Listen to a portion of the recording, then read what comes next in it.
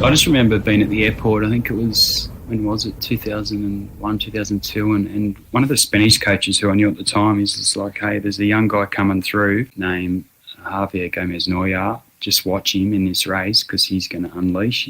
His results in training have been outstanding. And, of course, at the time, you're like, yeah, okay, watch him. And of course, you know, in Queenstown where he won the under-23, and then he just smashed it after that. And to be honest, I didn't beat him too many times. He raised the bar, and I was trying to match it. Welcome to One Moment Longer. I'm your host, Greg Bennett, and this is a conversation with a special guest who found success by just enduring one moment longer. And that's what this show is all about. I think you're going to absolutely love this episode. I know I did. And if you ever want to be inspired by hanging in there just one moment longer, this person does just that.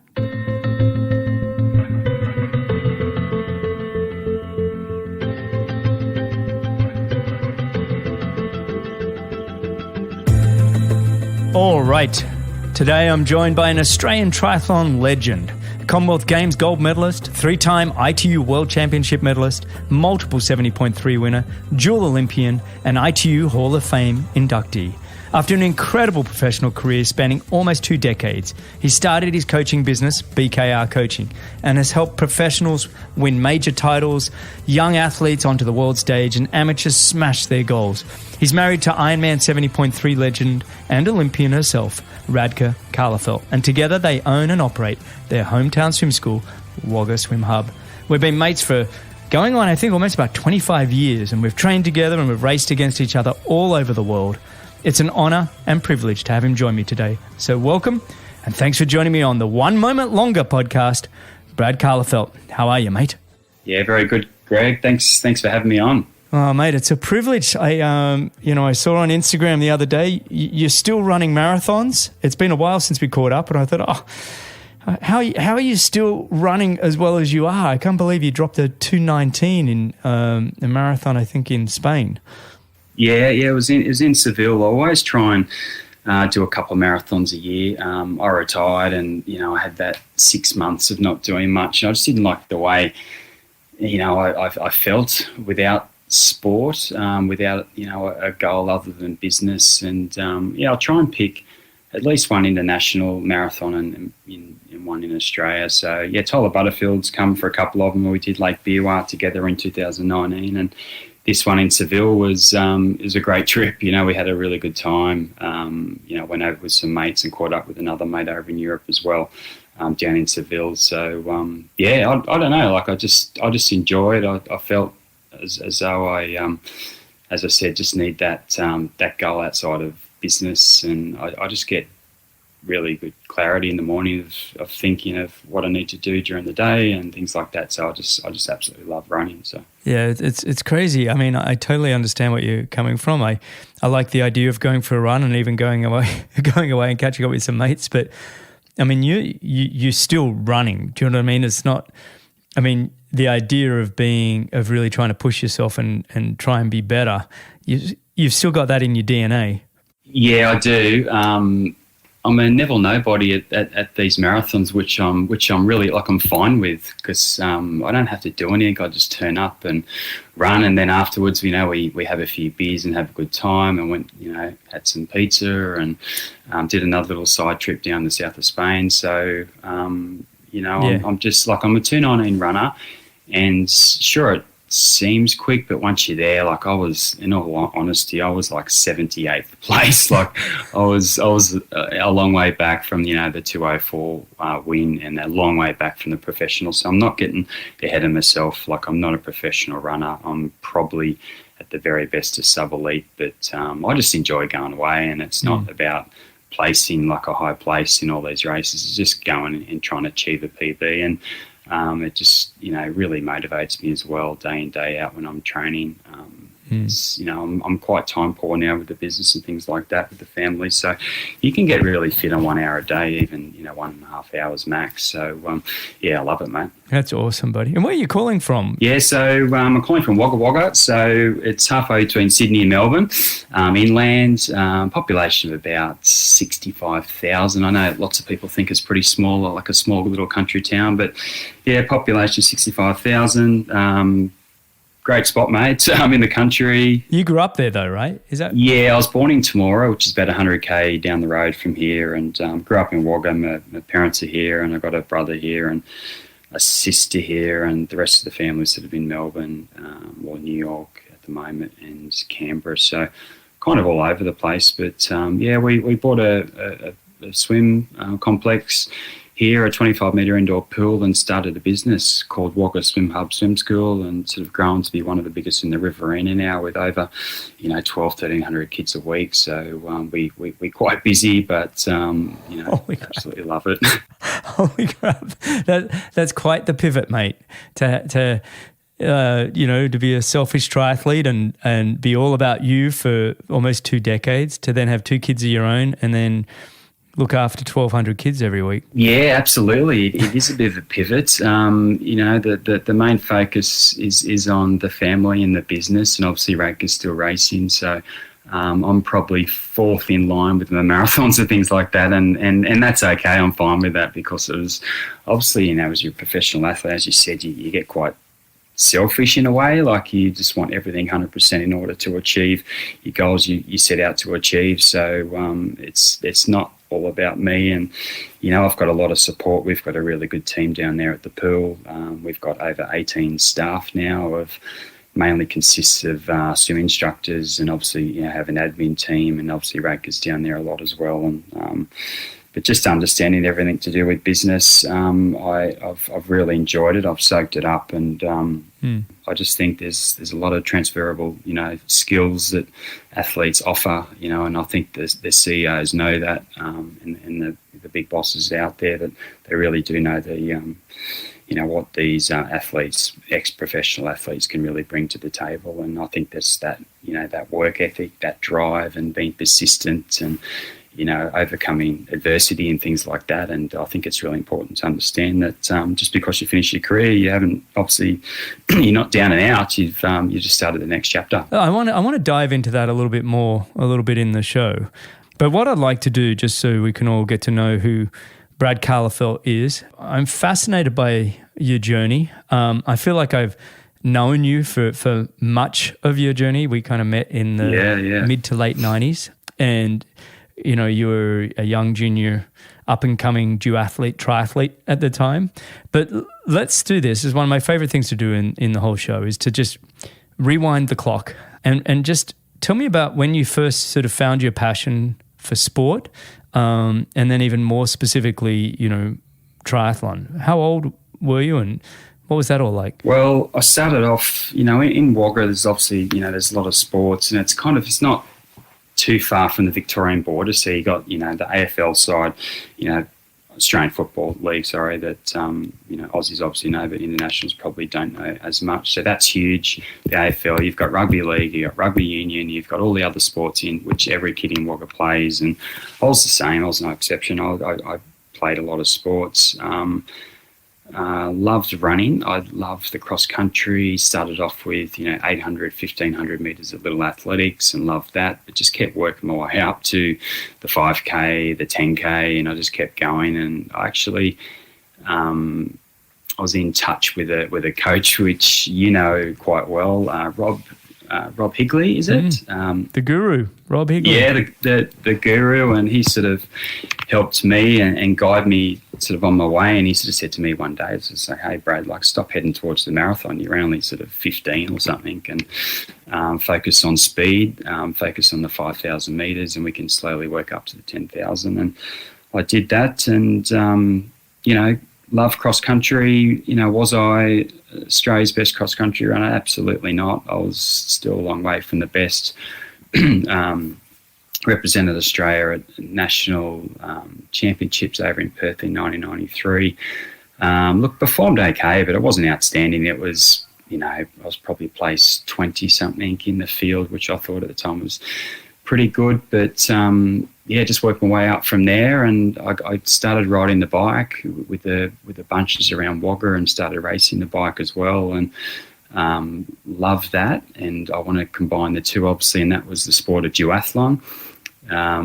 Because basically, a lot of Wagga locals just couldn't swim. There's no indoor pool here, so I had to get permission. There's a lot of red tape to be able to swim at the army base at 5 a.m. most mornings. So that was a process in itself. I was probably the only one in Wagga that was allowed, just because I was quite persistent with them. But yeah, there's no indoor pool, so obviously the swim wasn't great, and that was probably a couple of years after I got that permission, so I kind of missed out on a lot of swimming. So basically I was a duathlete for a number of years and represented Australia, and I think it was 1996 in Ferrara, Italy. That was the first trip overseas. I was quite young at the time, and then the year after was in Guernica, I think it was, in northern Spain there.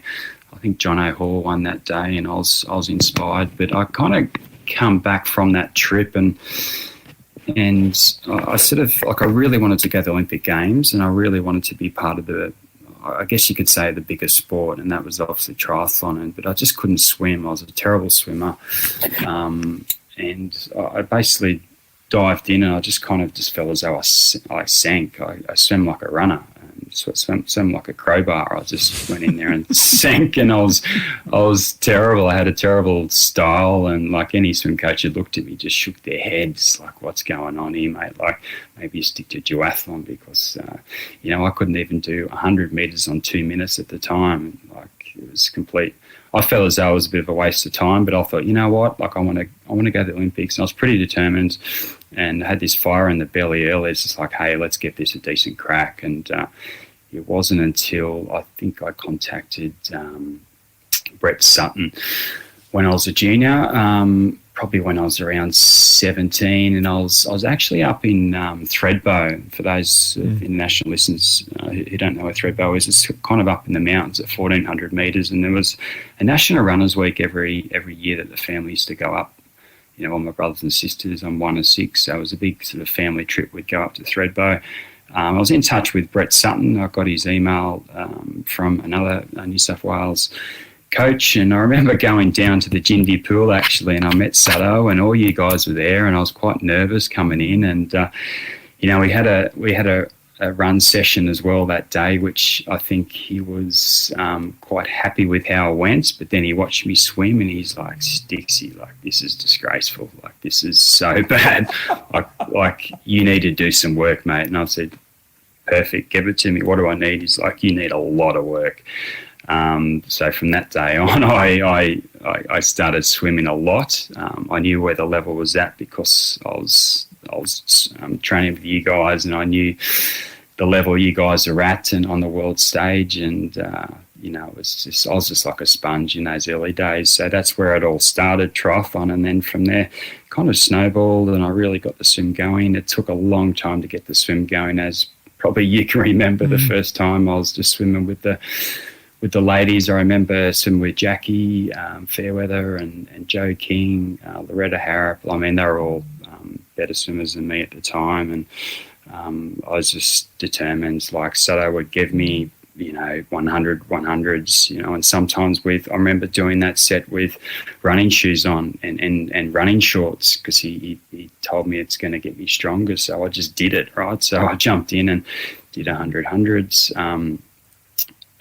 Probably at least once every fortnight, and crazy. Like, it was when insane. You think about it, like afterwards, even when I went my own way, I still did that because I believe that's what got me strong in the first place. So a lot of swimming. I was swimming like up to 80k. I just want listeners to appreciate what you're saying a little bit, and I was eyewitness to all of this. You're probably shaking your head. No, it was, look, we were all in a very hard squad, and it was a tough squad, and we all, it wasn't just the work we were being given by the coach, but we were a squad where we were all trying to, there was a lot of ego and a lot of, we all got the best out of each other and more, I think. And my memories of you and I think Lee Chapman was with you, and I think to some degrees you were a little bit the guinea pigs. And you, I always remember as this strong-willed country boy that came into this group and just said yes to everything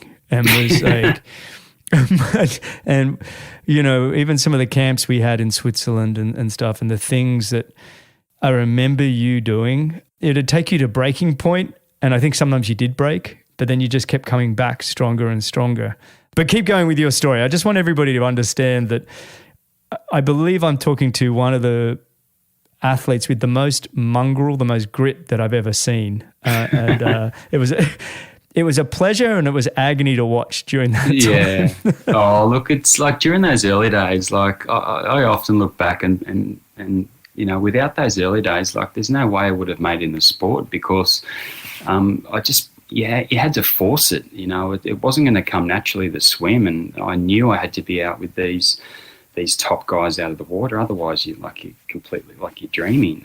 To ride up to those guys when they're riding at 45k an hour or whatever, 50k an hour, like you're not going to bridge a minute and a half, 2 minute gap. So I knew I had to swim.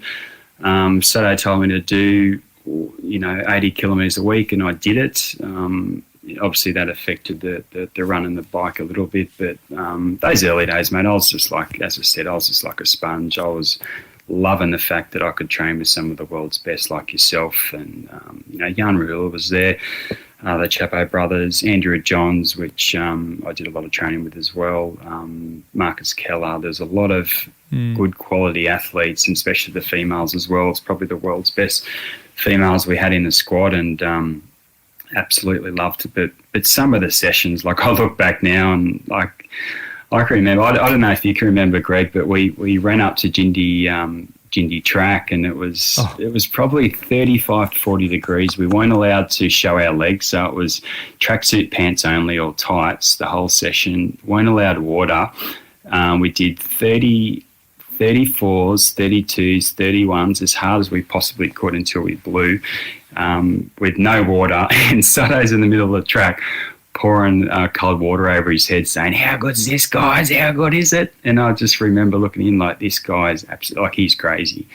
But I finished that, and I was running back, pretty much running back sideways, and we'd have to stop and walk. I was with Luke Harrop at the time. I was living with Luke, the late Luke Harrop. And I finished that session, and I really knew where my limits were, and I kind of tested it. And it actually, like, it took me a long time to recover from that session, but we used to do that week in, week out, like, sessions like that, Do you remember that one where we ran from Jindabyne along the water, and then we ran all the way out that road where we used to time trial to the oval? Yes. And the sprinklers were going, because again, we weren't drinking. Yes, yeah. And I know Farmerhouse was story. with us, and yeah.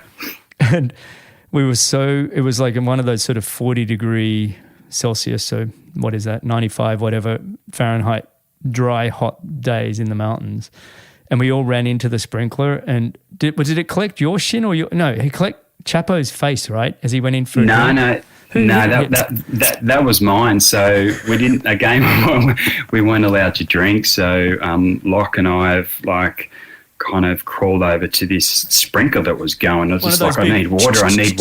Yeah, and there was a rotating steel, like a bar which is rotating that quick you couldn't see it. And I've gone in for a drink. I'm like, I was blurry. I couldn't really see. I'm just like leaned in to get a drink, and this steel rod's clobbed me in the side of the head, and I've gone down.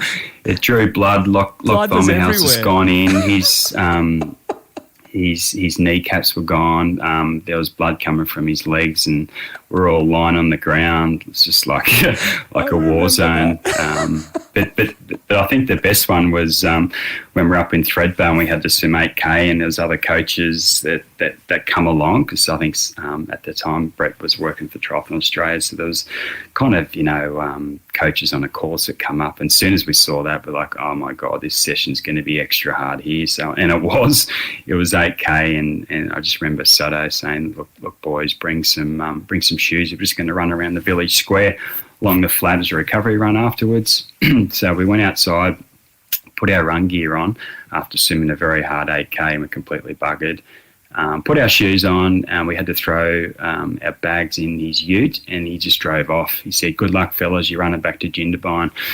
And that was, I think it was like 35K, maybe 38. 36K. Yeah. And I had Osgood slatters at the time, like a lot of pain at the front of the knee because they're growing pains, right? So I think I got like to 30K and got to the point where I sat on the road like I couldn't move. It was in so much pain, and you guys pushed on, and that was, I just remember that session, like it was just brutal, like to run. It was kind of off Canberra as well, some of that road. Oh, it was awful.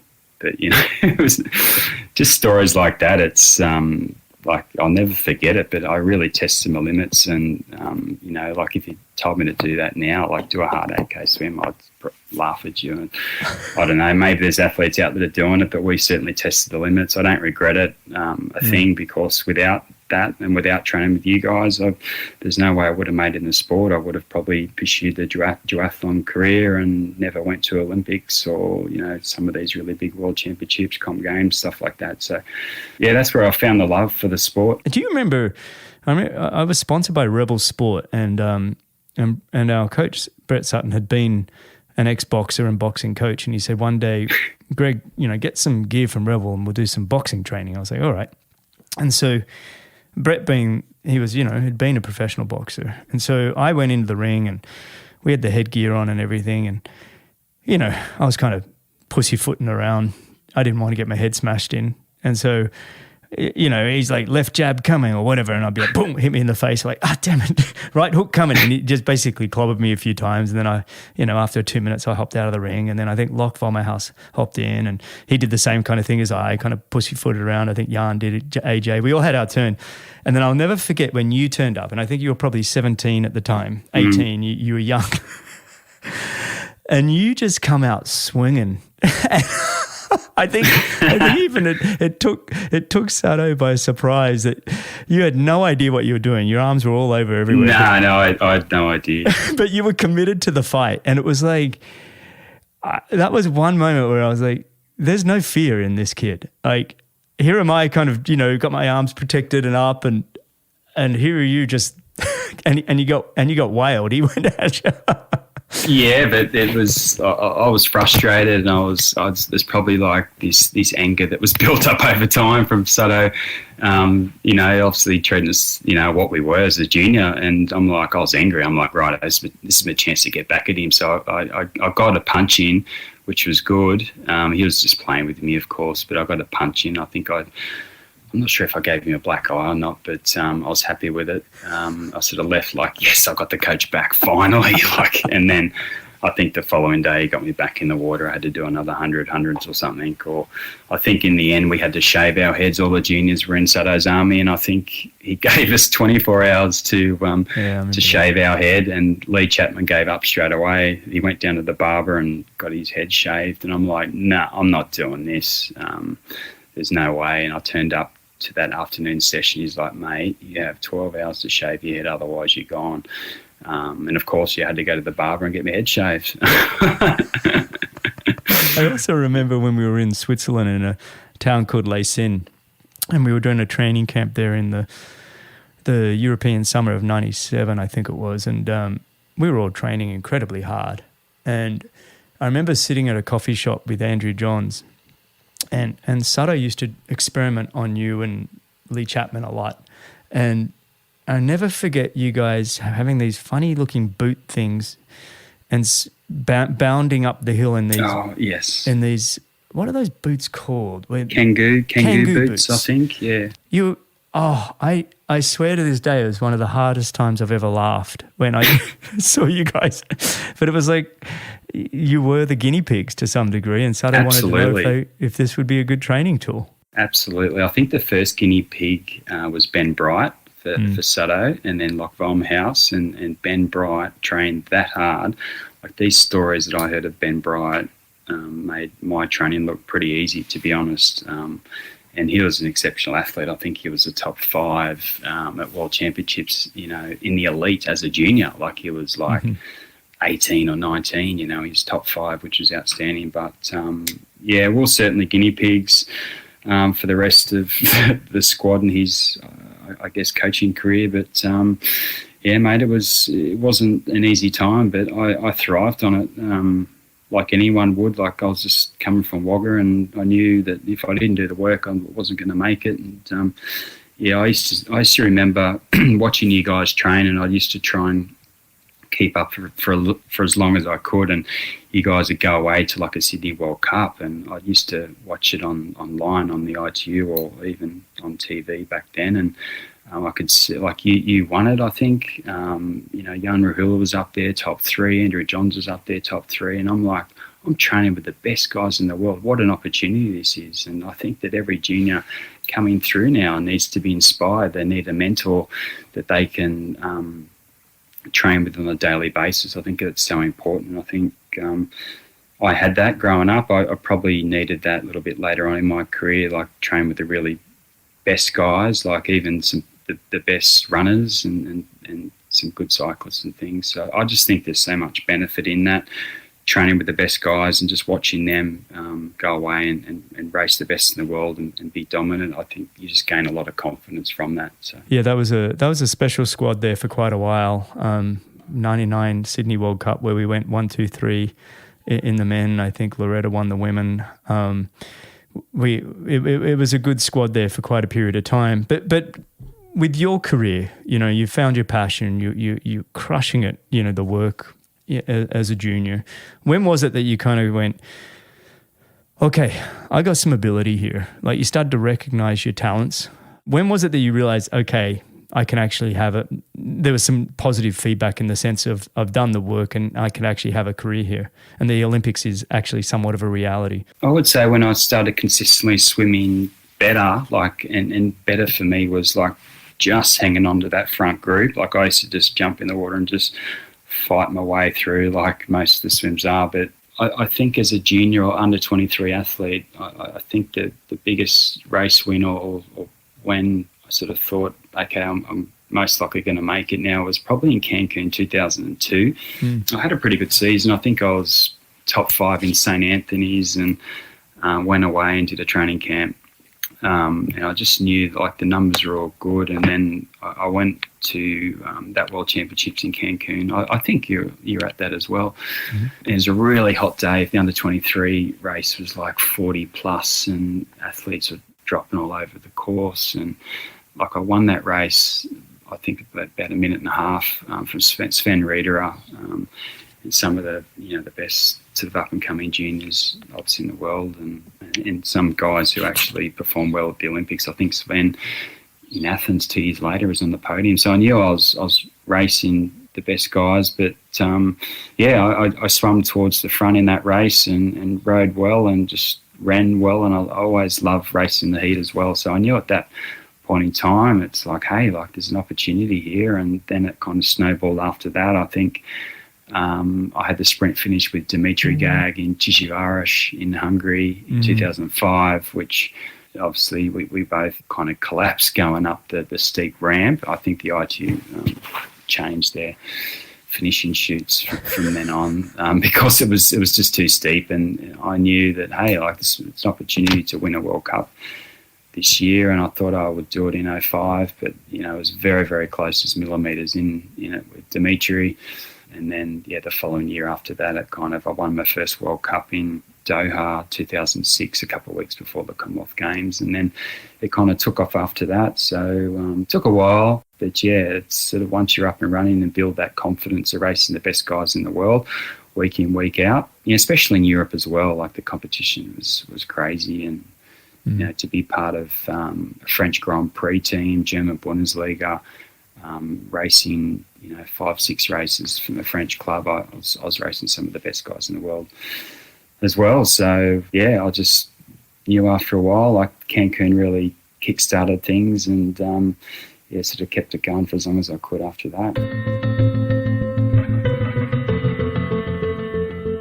A quick mini break to let you know about Any Question. You can go to anyquestion.com/Greg Bennett.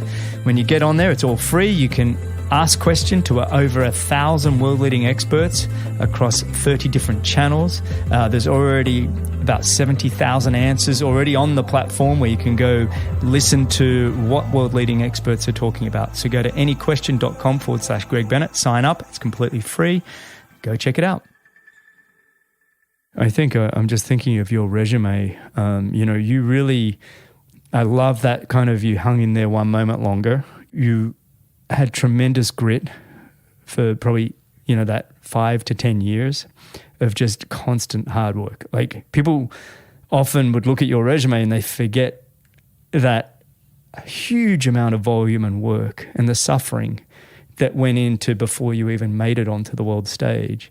And then you got to the world stage, and the timing of your prominence onto the world stage coincides with Javier Gómez from Spain, who I know you're good mates with and I'm good mates with, and is arguably one of the greatest of all time to do the sport as well. And I think you guys had quite a tussle for many years there as well, around that 05, 06, 07. Am I right? Absolutely. I just remember being at the airport. I think it was, when was it, 2001, 2002, and one of the Spanish coaches who I knew at the time is just like, hey, there's a young guy coming through. I think it was in Queenstown, actually, just before Queenstown. He's like, there's a young guy coming through named Javier Gómez Noya. Just watch him in this race because he's going to unleash. His results in training have been outstanding. And, of course, at the time, you're like, yeah, okay, watch him.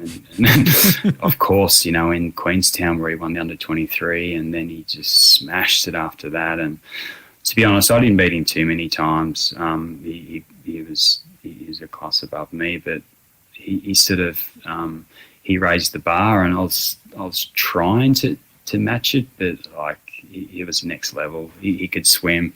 He's a natural swimmer. He could ride well, and he's getting off the bike every time and running 30 minutes. And he's a really nice guy as well. Really humble, and you didn't that suck when you like? Yeah, of course. It's like one of these guys you wanted to hate the guy, but you couldn't.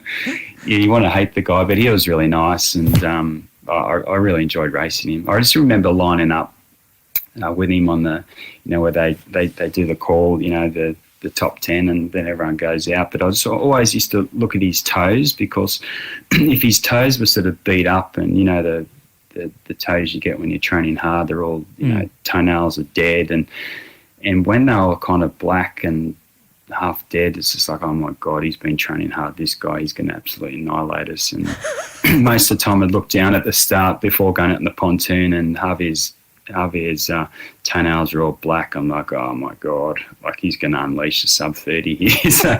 And sure enough, it happens. And sometimes I look down, it's just like, geez, okay, he must be injured here, because his toenails are all nice and clean. He's looking healthy. Proper. He's looking healthy. He's looking healthy. But yeah, we went to head-to-head a number of times. And our biggest one was probably at the start in 07 in Mooloolaba. I finally got the better of him, on the last lap coming down the hill, and won that race for the first time ever, because I really feared Mooloolaba, because it was such a hard event. And I just remember an athlete coming up to me just after Commonwealth Games, because I went up there for my sponsors, and this athlete said, hey, like, is the reason why you're not doing it because the course is too hard? And I'll never forget that. I'm not going to say which athlete it was, but you're going to have to give me a little hint. You know what? Like, next year I'm going to race it. I'm going to race it well, and that's when Bill Davern and I really started prepping for Mooloolaba by doing hill reps out at Tamworth Drive on the Gold Coast, and it was a race that you really had to prepare well for. You had to be strong, and I finally won Mooloolaba in 07, and that was probably one of my best victories, because as a junior, I honestly feared the race. I hated it because I wasn't a strong athlete. Well, just so listeners know, Mooloolaba is a surf swim. So first and foremost, if you're growing up on the ocean surfing, you've got a huge advantage in terms of how to play in the ocean. You grew up Wagga Wagga, central New South Wales kind of thing, pretty far away from the ocean. Swimming wasn't your talent. The bike, it was a power bike, because it was like these, 1 minute climbs each side, 1.5 minute, maybe a bit more. And then the run I think suits you, but it's definitely a strong run. And I think your mongrel and grit type attitude steered you to have a good race there eventually, but you had to get the skills required, right? Yeah.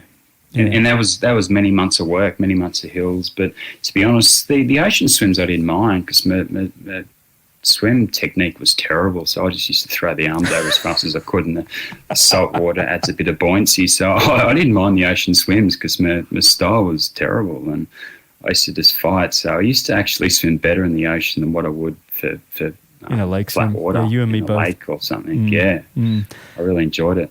No, I love that story because you've picked something that you really wanted, and there's something very special about deciding the one thing that you really want, and then when it actually happens, because the amount of times we go for something and it doesn't happen, it's like, and to actually get that one where you go, a year out, we said, let's do it, and not just do it, to do it over Javier Gómez.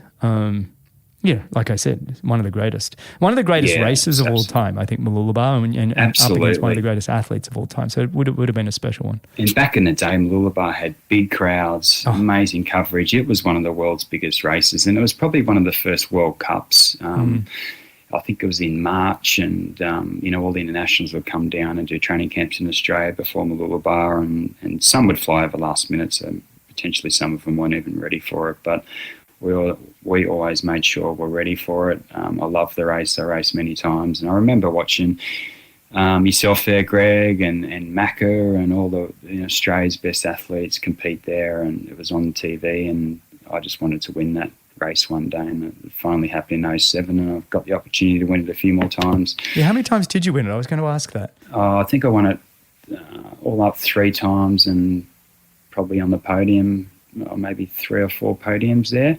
Well finally, so I just knew how to race that race after a while, and I knew how to prep for it. There was a hill, as I said, Tamworth Drive, which I knew roughly what place I would get based on my time in training. So it was down to the seconds, and I knew that if I got my time, the hill was I think it was 1,300 metres, but it was a good mix of gradients. It was flats.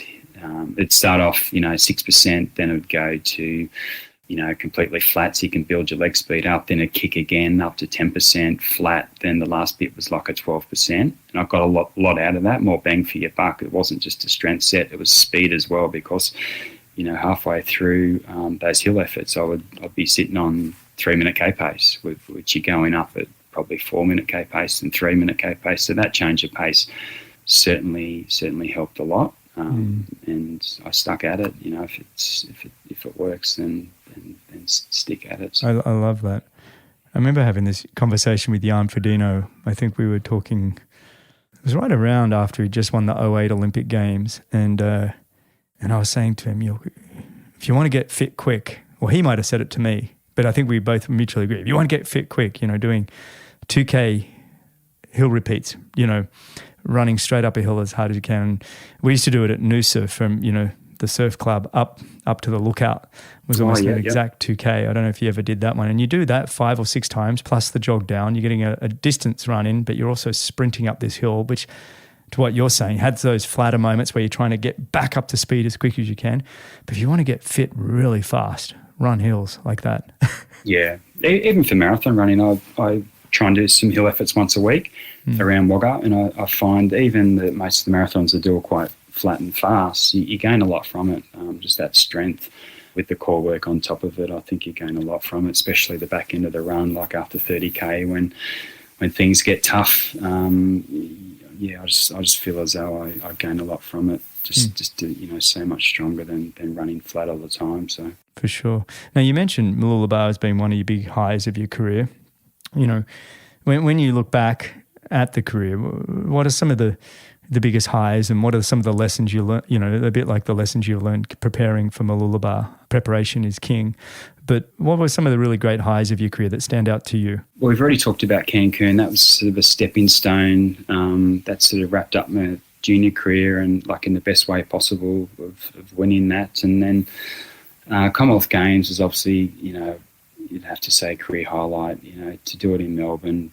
St Kilda, obviously the Melburnians, as you know, mate, it's they're crazy about their sport, and that day there was at least a couple 100,000 people watching. It was like 10 deep in areas, and Robbo was there, Tomo was there, and that race, just everything went right. was in really good shape. And I pushed on at 5K to go, and I sort of never looked back. I was confident that I could hold that pace, that 3-minute K pace for the rest of the run, and I believe I did, or got pretty close to it. And it sort of blew up after that. Triathlon was live on TV, and we had a lot of coverage, and I got a manager after that and got some really good sponsors, which I stuck with, and they stuck with me for most of my career, like Giant Bikes and ASICS and Oakley and, some of the world's biggest companies, which it's just snowballed after that. And I'm so thankful for that, for that race that really kick-started things, and that was the Commonwealth Games for me. So that was a career highlight. What else? Just all the World Cups, the World Series. Obviously, I've had a few close calls, with some sprint finishes, doing my first Ironman. Yeah, but all those highs, obviously there's got to be some lows, right? And growing up, I was very injury prone. I was a skinny kid, probably wasn't, too strong. And I had a couple of tibia stress fractures back in the days of junior, just pushing too hard, you just testing the limits, as we already talked about. But sometimes it just, you just don't have any experience. So you get a bit of pain in the leg, and you think that, hey, I can maybe push on, maybe I can do this fartlek session, this track session, it'll be okay. But the body just breaks down, and that's what happened. And 2 tibia stress fractures, which each one I was out for 6 months, which was a lot, because the doctor obviously at the time's like 6 to 8 weeks and you should be back sort of walk jogging, which I wasn't. And then the femoral neck, the hip stress fracture as well, and that was another 6 months. Without those injuries, there's no way again I would have made it, because I just knuckled down and just swam my butt off as much as I possibly could. I was swimming twice a day in order to retain fitness, and then just did what I can, like if I can do some little walks or strength work. But I at the time I look at it, and as soon as I was diagnosed with a stress fracture, I'll be so down and in a dark place for a number of weeks, because that's the last thing you want, the last thing your sponsors want, and all you want to do is go out and compete with the best guys, and you know it's going to be most likely another 6 months. And so that time was pretty tough, because it was just like banging my head up against the wall. I would be coming back from injury, going really well, then bang, another stress fracture. So I knew, as I said, there's another 6 months, and then it happened again and again, and it was ongoing.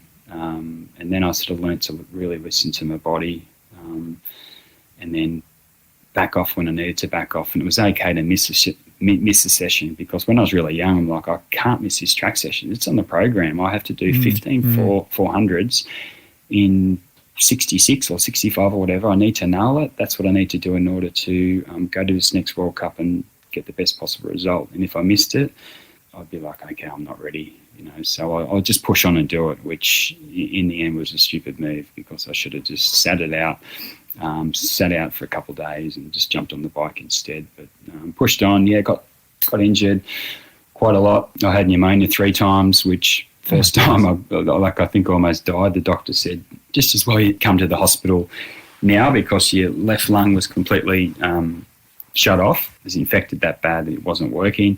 And you were training through it? Well, I was Tyler could probably tell the story better than what I could, but the funny thing was we were training on the Gold Coast and a little bit wet, and Tyler's like, you know what, Stixie, I'm going to pull in and have a coffee and wait for the rain to clear. And I'm like, Tyler, you pussy, keep going, you'll be right, and toughen up, and just joke around as we do. And I went out to Currumbin and back, and in the rain, and come back, and obviously had a bit of a sniffle, kept pushing on.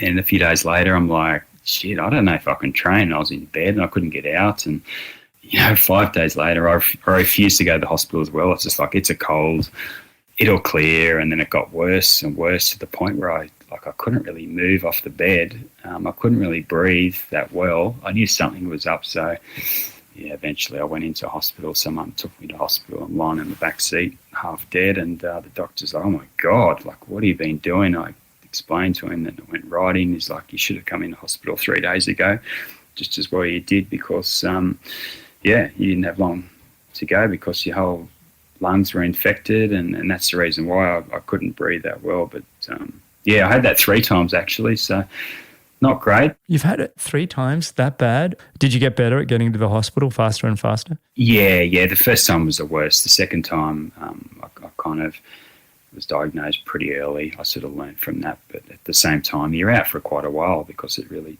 is an infection in the lungs, and it's like being injured. Like you have to. Amazing. Like the first time it took forever. The second time was 2012. I was in San Diego World Series race, and I just didn't feel right. I did the race and didn't have the best result, and come back to the hotel and I was coughing up blood, and I'm like, what's going on here? I spoke to the Triathlon Australia doctor and I said, hey, like I'm coughing up blood. He's like, oh my God, righto, let's get you to see a doctor. And the doctor's like, shit, okay, you've got pneumonia. But at the time, before the tests come back, they thought I had tuberculosis. So it spread like wildfire through the triathlon media that someone in the race had tuberculosis. So all these officials and athletes were going out and getting tested for tuberculosis because they thought there was a big outbreak. But in the end, it was just me with another pneumonia case. So you can imagine all the officials and stuff, when they found out it was me, were probably pretty angry. But I was stuck in San Diego hospital for 5 days, and it was it's unbelievable. Well, I mean, I was covered by insurance, but that was like, I think it was $50,000 or something. So thank God I was covered by insurance. But this was all in the Olympic year. I was stuck over there by myself, and Annabelle Luxford picked me up and looked after me, in her homestay in San Diego. And then eventually I was right to fly because obviously, I couldn't fly because I had a lung biopsy as well. So I couldn't fly for I think 2.5 weeks after that. So I'm trying to figure out when you got a chance to have any training or do any racing. I did plenty of racing. All the stress fractures and injuries. That's the thing. Everyone's got setbacks in the sport. Like every professional, every age group, everyone's got setbacks. And I guess it's just how you overcome it. Like I'm just wanted to be one of the best in the world, and I just knew I had to recover as fast as I could. But in the end, I was just wasn't patient enough with the stress fractures and with pneumonia. Maybe I should have listened to my body a little bit more, but I learned from it. And when I get sick now, I kind of pull it up pretty quick, knowing that I'm better off to have a week off than, to get really sick or injured and have potentially 6 months off. So yeah, but I think you when you look at who you are as a person, and I've talked about on this show, is being somebody that's trying to be the greatest that you can be, but potentially the greatest in the world. There's a line where most people get to that line and go, okay, I'm going to shy away and go the other way. But when you have such purpose in your life, you have to peer over that line. You have to look beyond where you've ever been before. And it's only when you do that the magic truly does happen. But with the magic also comes the spells that can also take you down, right? And so it's kind of your gift as being one of the grittiest, most determined people that I know from a very young age is also, your greatest gift is your greatest curse, Absolutely, yeah. I think in order to be to get the best out of yourself, you really do. You got to go over that line sometimes and see. And I did that earlier on with the training, obviously, as I talked about. But I think, you got to be uncomfortable sometimes and see what's over there and push, and because that's the only way I think you can move forward is to see what you're capable of in life. And so you try and do that with business a little bit as well. Like you push on and try and be the best version of yourself you can be. So I was going to ask you, transitioning from sport, I'm always fascinated by, some people find it reasonably easy and it's smooth, and others take time and it takes a while. What was it like for you? I knew you set up your coaching business and things, but we talked about earlier in the show, but what was that sort of transition like for you? Mate, it was quite tough. I didn't really have too many people to talk about it with at the time, but it was tough. Like you go from being treated quite well to like all these big races, and I was doing Ironman races, and you go away and they really look after you with hotels and airport pickups, and even some races, like when you race in Germany, for instance, you go to Hamburg and there's people waiting outside the elite athlete hotels asking for autographs. You go from that to nothing, and it's a bit of a shock. But to find purpose, I don't know. I stopped training completely because I think as an elite athlete, you're like, like towards the end, you're like, I can't wait to finish up. I can sleep in and have beers and just live a normal life. And I did that for 6 months at least. And I didn't really enjoy it that much because I started putting on a bit of weight and, and I just remember one day I leant down, I was, going to go to work, and I leant down and was doing my shoelaces up, and it was like my gut was in the way. It was like this weird feeling, like, oh my God, like what's going on here? And I'm only laughing because I had a similar experience. Yeah, you do. And then I'm like I miss the adrenaline you get, the endorphins you get from training. So I'm like, righto, what can I do? Because I was still running a little bit. I was running maybe, it was 2 30-minute runs a week, and it felt terrible because I just wasn't fit enough to do anything with it, and I wasn't gaining fitness. I wasn't even maintaining fitness. I was just doing it for the sake of doing it, but I didn't enjoy it. And I'm like, you know what? Like, I always wanted to do a marathon. I wanted to work on the PB or get my PB as low as I could. It wasn't about placing. It's never about placing for me in marathons because I'm that far behind the top guys, and I'm not going to run a 2:05 or sub 2:10, especially now. There's just no way, but I just do it for personal reasons, and that's to try and get the PB as low as possible and have a good time doing it. Like, I'm not as serious as what I was. I'm sort of older and I've got a family, and I just do it. I think it levels me out well, and I've got good clarity, and do a lot of my thinking as well. It's like therapeutic, I think, when I head out for easy jogs anyway. And, we've got a bit of a run group here in Wagga we've built up, and it's called Lake Albert Run Club. Every Thursday, and my brother and I, we started it, and it's built up to like 40 runners, and all these people have realised the true joy of running and pushing with other people, like doing fartlek. A lot of them are just plotters, and, I think I was at that point as well. It's just like, hey, let's get stuck into it. Let's do some marathons. Let's pick them out because it's a completely different sport. People think, oh yeah, running and triathlon's quite similar. Obviously it is, but in the end, it's completely different sports, different racing, different level. It's everything's different. I can pick marathons in pretty much every city in the world that you can go do, and I'm just picking them out, like Lake Biwa in Japan in 2019. I called Tyler up and say, hey mate, like, you in? He's like, absolutely, let's do it. Right? In Seville, yeah. And I love bringing Ty over, and we stay together in the hotel, and he's got his stories, and like, I really enjoyed it. He's a really good mate of mine, and he was training with us in the early days back with Bill Daveron on the Gold Coast, and I really enjoy my time with him because, I'm not a big talker in training, but Ty he'll talk your ear off. He's pretty funny. He's like Macca. You go for a ride and it's really entertaining. Yeah.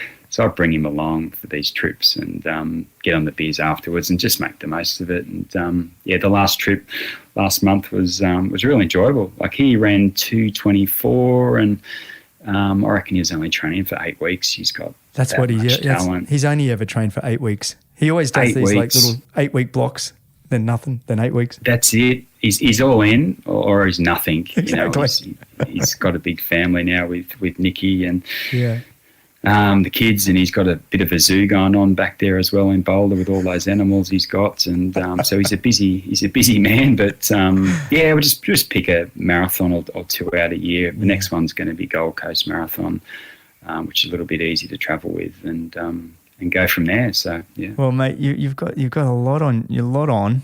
I really appreciate you getting up early. I don't know if you've got your girls are up and awake. I know you were mentioning before we started, Radka was out doing her run workout. I find it amazing that you're able to balance your training, like you said. It's not the priority in the family, but you get to do that. Radka's training, you're running a business, you've got 2 kids. Your family are close by, right? Your parents, are they helping out with the kids and stuff? Yeah, they are. Mum and dad are only probably 1,500 metres from our place. My brother's probably a K, sister's probably a couple Ks, so we're all pretty close. That's awesome. I love that. And then I've got a brother lives in New York.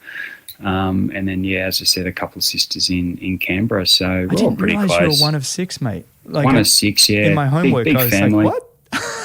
I knew you had a brother. I didn't realise there was four more. And the funny thing is that, like, everyone's done marathons, the whole family and all their partners have done marathons. So I remember your mum and dad were always marathoners. I remember when I first met you. They've probably done 30 or 40 marathons each. Mum's done a 254 as a 40-year-old, or probably 45-year-old. So pretty crippled now, to be honest. Dad's got a buggered hip and mum's knees are gone. It's bone on bone. So. I'm sorry to hear that. Great people, folk. It's been a long time since I've seen them, so give them my regards. Will do. Before I let you go, I want to just do some of my favourite questions that I ask a lot of my guests. And the first one, looking back now with what you know, what would you tell your 18-year-old self? I think persevere, because as soon as I got diagnosed with a stress fracture a couple of times, as we've talked about, I'm like, oh my God, like this is the worst thing for me. But in the end, it was probably one of the best things because all I did was swim. So just persevere, stay positive, because you go to a dark place when, you get that report back and it's like another stress fracture and you just feel as though it puts you back years, but in the end it didn't. So just persevere through the tough times. So that's huge, mate. And you did persevere. So letting yourself know almost that it's okay. It's going to be okay. Yeah, that's right. All right, next one. Who would you want to have dinner with? Non-family, living or dead, 3 people. For those of you who sort of know me, know that I love travel. I just always enjoyed traveling around the world and, always try and do a decent holiday. Like I would go on a 6-week or 8-week break after the season, always sort of... You'd always go to Vietnam and places like that. Yeah, like through Southeast Asia, through Europe, the States. Like I just love traveling. And there was one guy, I read his book, Tony Wheeler and Maureen Wheeler. They're the co-founders of Lonely Planet guidebooks. And I was inspired by it because, for one, he got to travel the world and documented all his travels, which was pretty cool. So I'd love to go with Tony Wheeler, the founder of I love that. Yeah. Lonely Planet, to hear all his stories about all his travels. Second one, probably Roger Federer. Just because it's Roger Federer, he's obviously a greatest of all time, and I just loved how he handled himself on and off the court. Third one, for comedy value, probably Ricky Gervais. I think would round it out nicely. So, what a great evening! That sounds like a wonderful dinner, mate. Yeah. What a great list. And now, with your business, family, everything else, where do you sort of see yourself in the next 3 to 5 years? Well, I'm always projecting myself 5 or 10 years anyway. So expand the business, continue to grow. I'd love to be up around the 1,800 to 2,000 kids at our swim school on a weekly basis. I'd love for that to happen. Our daughter, Indiana, would be at school in a few years' time. So hopefully she's having a good time there with Ruby, same schools, and Radka's continue to, well, I'm not sure how long she's got left in the sport, but hopefully at least a couple of years. She's sort of 37, I think she is, so she's probably got she's a young pup. Yeah, and she's doing Ironman now, so hopefully she's still competing on the world stage, and there to support her and support the girls, and God knows what hopefully I can still be running marathons. Hopefully your hips and knees are hanging in there. Well, that's the thing. Hopefully it's just probably have to reduce the mileage a bit or something. And but I just find like now there's obviously these super shoes that are out, and I just wish I had them. Back in my day. You're probably the same. I put a pair on the other day. Well, a year or two ago now when I said the other day of a mate, and I was like, oh my God, that's insane. It was absolute game changer. Absolute game changer. I don't own a pair. I just tried them on. Incredible. And I think with that, I've talked about on this show, I almost feel like having those shoes allow you to do more training on the bike as well now because you're not as damaged from the run. Absolutely, yeah. I find with like an aging body, like I'm almost 44 now, and I feel as though I can just pull up so much faster by using them in training. Just the energy return you get, obviously one thing, but it's just the overall, like the foam's so good and it's so spongy. It just protects your legs and your joints and your ligaments, everything. So I just find them, great to use in training and racing. So absolute game changer. So I love. All right, mate. Before we let you go, one little bit. Let's do some. I don't know how much fast twitch fibers you got left in you, but how about not many? Just a quick little bit of rapid fire questions. You ready? Yeah. All right, here we go. One book you'd recommend? I would recommend. I can't remember the name of it. I think it's with the Tony Wheeler. I think it's Unlikely Destinations. Great, Tony Wheeler.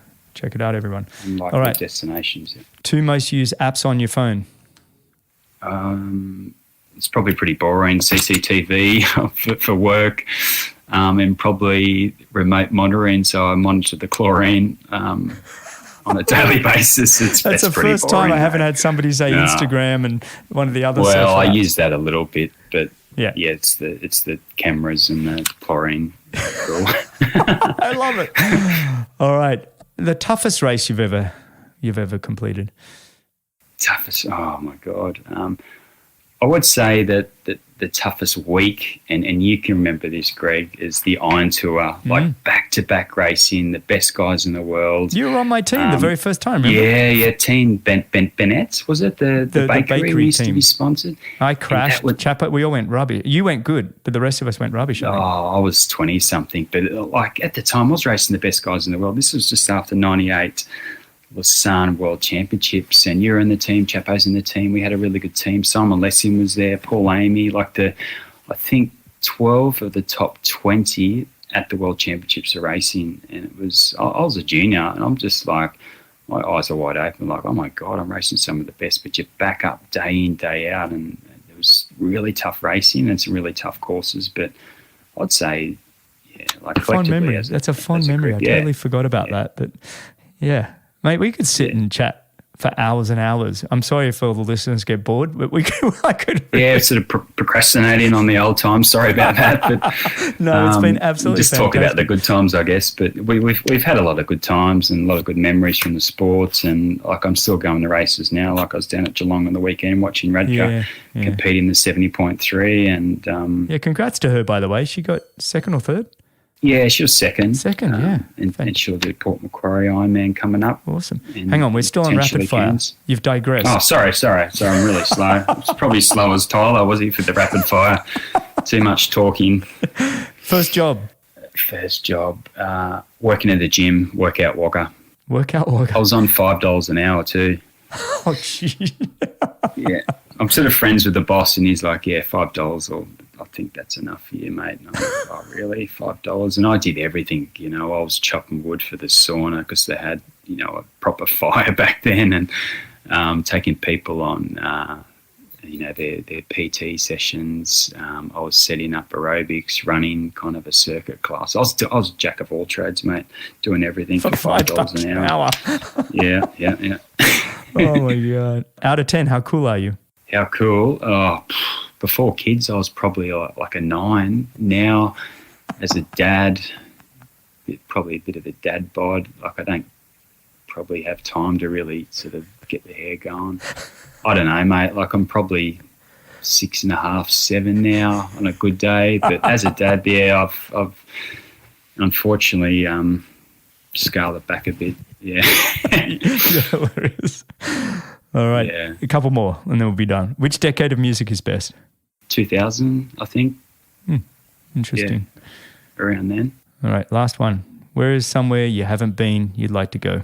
I'd love to go to like Kenya, Ethiopia, the Rift Valley there, Itan, Eldoret, where they train in just outside of Addis Ababa, Uganda, to see Joshua Cheptegei, Kip Limo, all those guys where they train at high altitude. I'd love that. Don't really have the time, unfortunately, to do training camps, but yeah, I'd love to go back to Africa. I've raced there in South Africa, I think it was, for a World Cup in 2006, but I'd love to go back and see where the best guys train.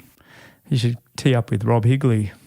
I mean, he was going there all the time. Yeah, he was going a lot to Kenya. There's a lot of guys heading to Kenya now, Itan, to do training camps up at, I think it's around well above 2,000 metres, maybe 2,400 metres. So, but unfortunately, I just don't have the chance at the moment to head away for training camps. No. It's more sort of a hit and run for a race and come straight back. So maybe one day. If you and Radka and the kids want to come over Florida way, mate, we got kids the same age. Exactly the same age. So we're 5 and 3. You've got a 5 and 2-year-old with Ruby in Indiana. No, thank you very much. I always love coming to the States. I remember doing some sessions with you, Greg, in Boulder. And the one thing about the States is that I love is the food. Like I'd go there and have Chipotle and all the Mexican, and I'd sit there at restaurants, and it's just that free refill. So they fill me up with Coke, and then I'd get on the plane going home. It looked like I swallowed a sheep, like I was that big. It was just, I just couldn't control myself with the food. It's so tasty. So, like I really enjoyed my time there in Boulder, and obviously Tyler's there and a few of the boys were there. And, that swim squad at lunchtime was pretty cool as well. Yeah. The Masters and, hopefully we can come back and Radka can do some racing, or I can potentially do like a Chicago marathon or New York or something like that. That's a good idea. So. Mix in your racing with your travel. But, mate, this has been really fun for me to catch up and just be able to reminisce and some of those stories. A lot of them I'd kind of forgotten, and so to have them come back, I really thoroughly enjoyed it. And, your career is really outstanding. It's what this show is actually all about. It's basically sharing stories of people that have endured one moment longer. They've just kept showing up, and you definitely are somebody that persevered. But before I let you go, make sure you give a big hugs to Radka. I got to get her on the show here too in this next month or so. So I'll reach out to her if she'll be up for it. I'm not sure. I feel bad if I'm taking away from family and work and everything else. But this has been really great though, mate. I just really appreciate you coming on and sharing all your knowledge and your journey. It's been great. No, pleasure. Thanks for having me. It's really, as you said, Greg, it's really good to catch up. To talk about the old times and relive it, I guess. And we had a lot of good moments. So good to chat about it. Well, congrats on everything. All the very best to you and the family and business, mate. And thanks everybody for listening. You can find all the show notes and timestamps and everything else at bennettendurance.com/media. Thanks a lot for listening. If you enjoyed the show, your support would truly be appreciated. You can visit the Patreon page, or you can subscribe with your podcast app of choice. Don't miss the next episode, so subscribe and be notified. For show notes, if you want to know more, please visit bennettendurance.com. I'm Phil Liggett, and on behalf of Greg Bennett, here's to the next time, and I hope you will join Greg again very soon.